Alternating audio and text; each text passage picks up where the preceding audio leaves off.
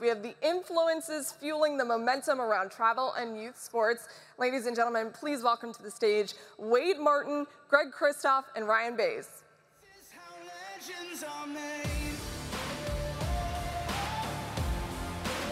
Hey. Great to see you. Great to see you. Great to see you.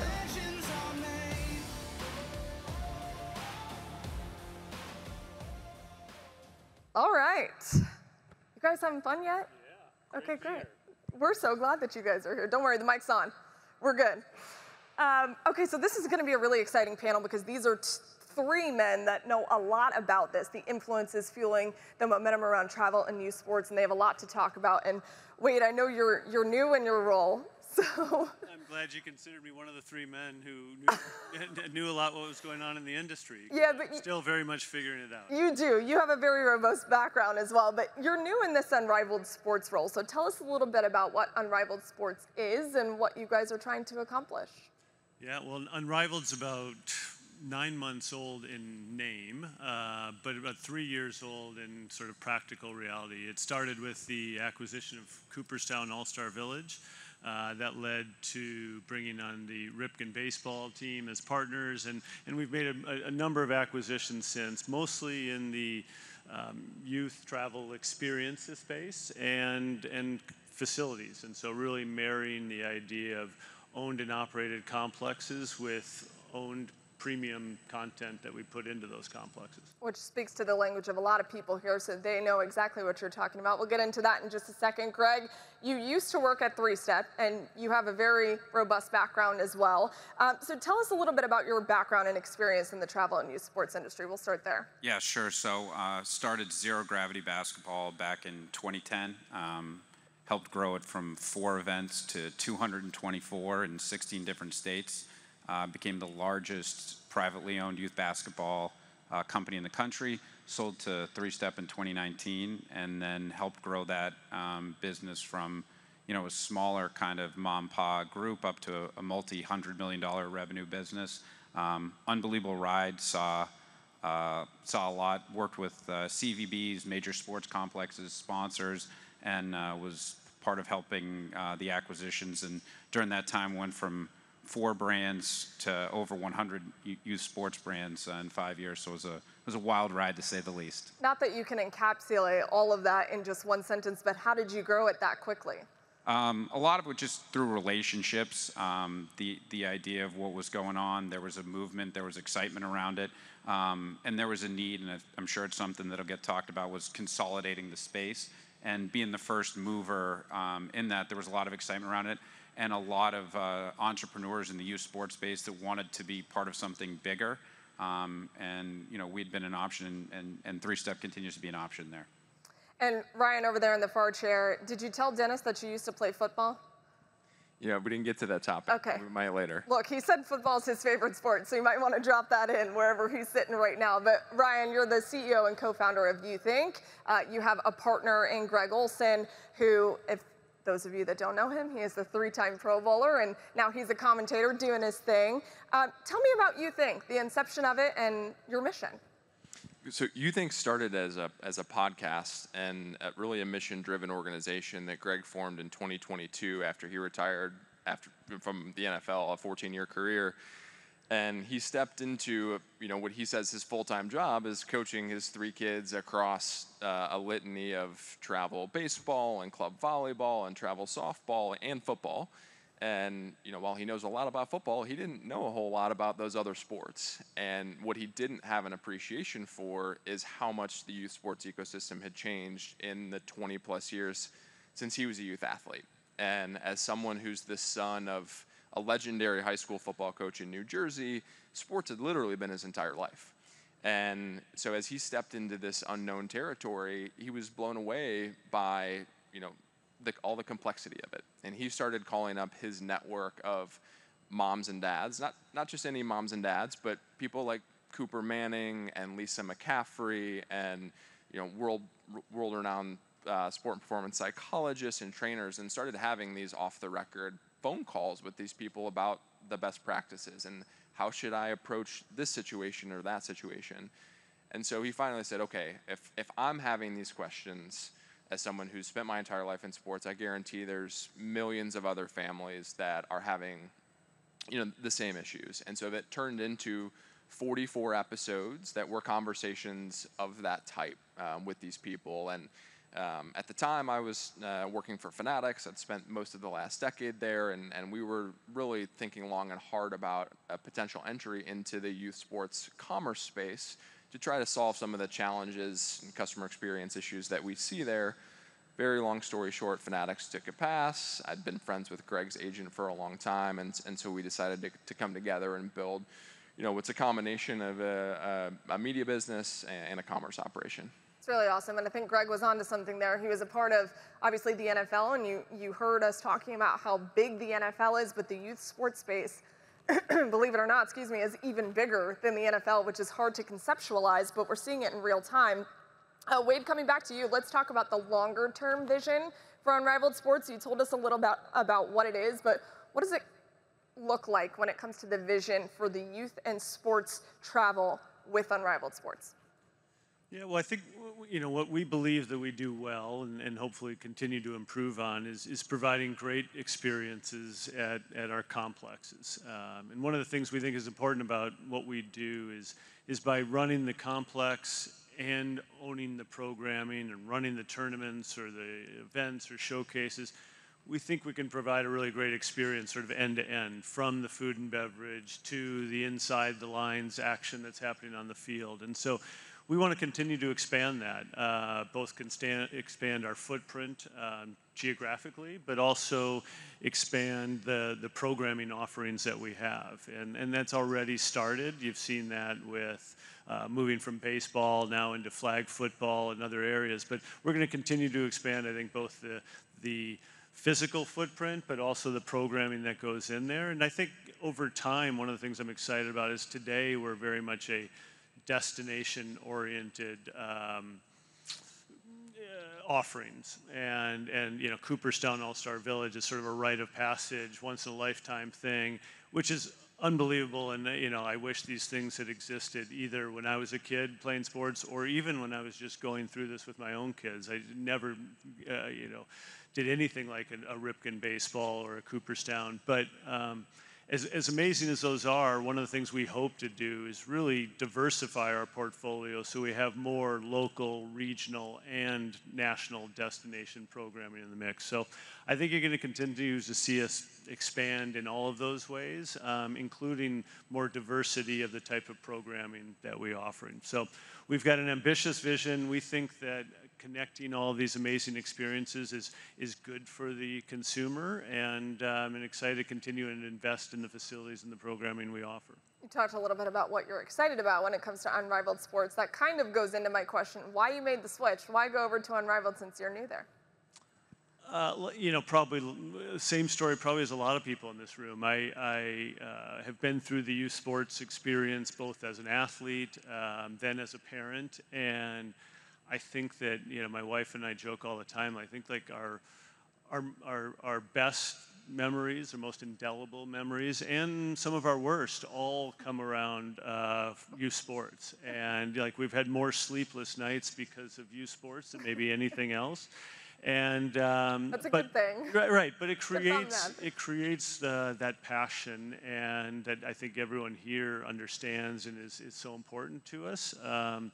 And so the idea, I always through that experience thought, one, I love being part of this, and two, I think there's a really good business there, and three, I think you can do it a lot better than's being done in all sorts of ways. And so hopefully, one of the things as we continue to grow that we don't forget is that's the part that matters, is the experience that everyone is having, the kids, the parents, the families, and that we continue to invest in that and do a great job with that, because that's what's built this industry that we now talked about as being bigger than the NFL. It all starts with the passion of the experience itself and those participants, and we got to continue to deliver there. And it just continues to get bigger and better thanks to people like you, Wayne. Greg, we talked about your vast experience and expertise when it comes to this and the industry in general, but what do you feel like is the most exciting part of the club level within the industry?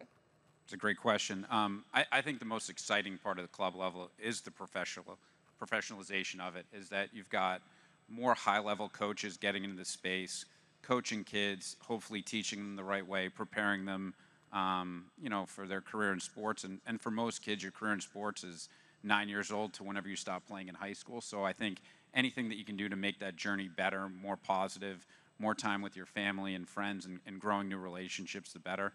I also think on the club level, the fact that technology and media have really been major influences and impacted the space. Kids are getting a chance to build their own brand and kind of have an entrepreneurial experience as young kids, which can go wrong and can also go right. And I think either way, it's an exciting thing. And I think the merger of technology, sport and society is an amazing thing, and it gives these kids a social experience that I didn't have as a kid, and I think these guys didn't have as a kid, and just provides a world of opportunity. Let's go off of that for a second. Technology is such a big part of what we do every day. There's student athletes and parents of student athletes sitting out there that are probably checking their phones as we speak. It's just a part of what we do every day. So how do you think that helps fuel all of this, the travel youth sports industry? Is that one of the driving forces behind it? Well, I think it all comes down to connectivity, right? I think you're going to see over time video continuing to improve so that, parents and grandparents and aunts and uncles can watch kids playing online and streaming. That's going to continue to improve. The social media and the celebration of the athlete. I think you look at, you walk around here in this world-class venue, you see the step and repeats and things of that nature, where kids are getting, player of the game pictures after and posting on social media. And even as a young kid getting celebrated, that's a memory that's going to stick with you your whole life. So I think technology and information has a lot of positives in it. It can be overwhelming, but it can enhance the overall experience of the youth athlete. Yeah, it's crazy the experiences that youth sport athletes are having right now. And again, we talk about bigger and better. It's going to continue to trend that way. Ryan, you're so well-versed in the media space. You talk so much about the podcast that you guys are doing. But what are you seeing when it comes to the consumption of content? Where do you see it the most, whether it be coaching, highlights, conversations, marketplace? Where do you see that consumption being had? It's everywhere, and that's the opportunity and the challenge. And I think that's, just to kind of piggyback off of what Greg was saying, and even to your previous question about technology, like we think about the youth sports industry at large really having a bit of a value mismatch. The fragmentation and the local nature of youth sports, like some of that is inherently, you don't want to take it away. Youth sports are inherently local, like politics are inherently local. But that doesn't mean that some of this professionalization and consolidation can't be a really good thing for the industry. That you can, that you can offer better services, that you can, lower that cost discrepancy and value mismatch that we see. To your question about media, like that's an incredibly fragmented landscape in and of itself. And so what we're trying to build essentially as a service offering, as a utility, as a centralized platform, that if you have questions about the right and wrong ways to participate in youth sports, whether that be, how should I think about travel club participation? Is it right for me at this age? How do I think about recruiting an NIL? How do I think about very tactical things like hitting or swinging lessons? That you think is the place where you start, but our content will live across all the platforms where people live every day also. So when we think about Greg Olson sitting down and having a conversation with Sean Johnson and getting very in the weeds about gymnastics, it won't only be on the YouThink platform. It'll be on Instagram and TikTok and YouTube and all those other places, because you have to be where they're at. What's some of the feedback that you've gotten from some of those conversations that you're talking about? And again, it's on one platform, which is great. Obviously, you're talking about Instagram and all those other things, but Youth Inc. is the genesis of that. So what's the feedback that you're getting from some of these parents and student athletes that go and see these really robust conversations across all different sports? Yeah, truthfully, I can't take any credit for that. Like, this was Greg's brainchild that he started in 2022, but he will tell you that as he was traveling around to the LakePoints and the Ripken baseballs of the world as a coach and as a parent, that every weekend he would have different families come up to him and thank him for creating this content and answering these questions. And as I came across it, as my kids are still young, but I've been in the youth sports industry through a separate venture for a decade, you could see that what he was talking about was important. And they were the same conversations that I had had as a quarterback coach for a decade. But now here's this platform that gives access to this great information for everyone. It's not siloed to, a sideline or backroom conversation. Yeah, I think that's really important. And I scrolled through You Think for a little bit, and I could just see so many different robust conversations, which I implore all of you guys to go check out, because it's not just one conversation. There's so many. It's not just football. It's not just baseball. There's gymnastics. There's so many other things on there as well. Wade, let's go back to you and Unrivaled Sports. I know that in 5 years, it's hard to see where you guys are going, but you talked a little bit about the goals and the aspirations and making the experience better. Where do you want to see Unrivaled Sports go here in the near future? Well, gosh, when you look at what's happened in 9 months, it's hard to sort of think out Sure. 5 years, because we've been aggressive, we have an ambitious vision, and so hopefully it's a lot of what we're doing, and we haven't lost sight of that, just providing really amazing experiences for kids and their families. But there's just a lot more of it. More locations, more, like I talked about, more diverse programming that we're doing across multiple sports. I think lots of what we're doing applies across beyond baseball, and so I think you'll see expansion into other sports. And I think ultimately it's funny that often, we're just really getting started. People, I remind people, hey, we've bought like 10 mom and pop businesses in the last 18 months. And so we've got a lot to do to just get better at what we're doing. And I think you'll see that over time. We're building what we think is a great team so that we can deliver on this promise of the, unrivaled experiences across the country. I know you've learned a lot in a short amount of time, because you're talking about your aggressive approach and what you guys are tackling so early on in this project and this mission. But when it comes to the momentum around travel and youth sports, what do you feel like you've learned the most? I think I touched on it a little bit. I think the ability to be at control sort of an end-to-end experience is really important to us, and that our company was built sort of natively like that through Cooperstown and Ripken, where those facilities were built to host tournaments. But the more I understand the business, there's lots of facilities that either lease fields or run tournaments, not always do both. We really believe in our role and in both controlling all aspects of the experience. So that's one of the things we've learned. I've learned lots of acronyms for lots of different. Got to write them down. And so I'm getting more up to speed there, and. But I think, mostly what I've learned is all the great stuff, because there's just, as we see today, so many people that are passionate about not just being in this industry, but because this is such a precious thing for so many of us, because it's our kids and it's kids playing sports. There's just a lot of care that goes into this industry to get it right. I've learned a lot from the Ripkens specifically, and sort of their view and vision for what Ripken baseball means. And I think, while they carry a big megaphone because of who they are, I think that exists in all sorts of parts of the industry. I think, and Greg touched on this a little bit, one of the things that's been great is that not one of the businesses that we've become partners with in the last year or two was built to be sold at one point. They were all built as passion projects 15, 20 years ago. They either saw an opportunity, a need, something they were really passionate about. And so, that's what we're filling the company with, people that are really passionate about providing amazing youth experiences. And it's people like yourself who had those experiences. You mentioned some bad ones, but some good ones as well, too, that drive that passion behind the industry, which I think is incredibly important. Greg, your final question. What are some of the trends that you've been seeing when it comes to the momentum of travel and youth sports right now? It's a really good question. I think, one, you've seen sports tourism explode in the last 5 years. I think that's a huge thing. You're seeing more and more public-private deals around the country, and CVBs being really active to draw events. So I think that travel is part of the fabric of youth sports now more than ever. The experience, the ability for kids to get away, bond with other, kids of similar and dissimilar backgrounds, which I think is a wonderful thing. Families getting time to go in, but you're also seeing that it's a huge business, right? And I think that that's a huge thing. The sports tourism business is multi-billion dollars. You know, we saw some of the numbers earlier here in the opening address. And the trend is, I think it's going to continue to go because it's a professional vehicle within the space, and I don't see it slowing down anytime soon. I was literally just thinking there was no signs of slowing down at all in this industry.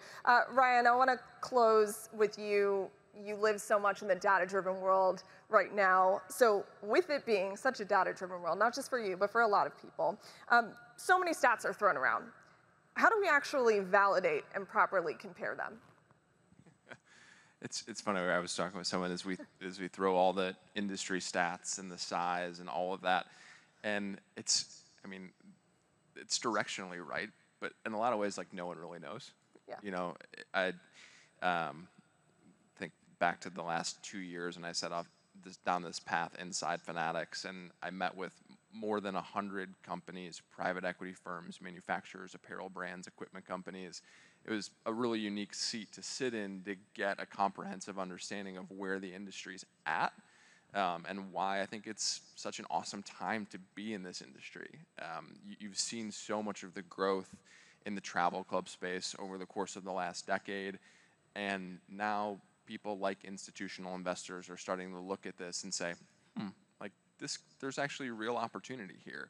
And that can be a double-edged sword, right? Like, private equity doesn't always have the best reputation, but with patient capital and the right operators and the right mission-driven companies and folks, the right government support, like, all of those things should be really, really positive for the industry. So I think as we professionalize the industry, we start to understand that data, collecting it, digesting it, applying it in a way that just really hasn't happened in this industry before because of the local nature of it and the fragmentation and the lack of professionalization. So hopefully all this data makes us smarter over time. I think it will in time, and also understanding it as we move forward, I think, can only help everyone and help this industry grow. Thank you very much, you guys. Round of applause for these three gentlemen. Thank you. Thank you. Appreciate it. Great stuff. Thank you. Thank you. Thank you.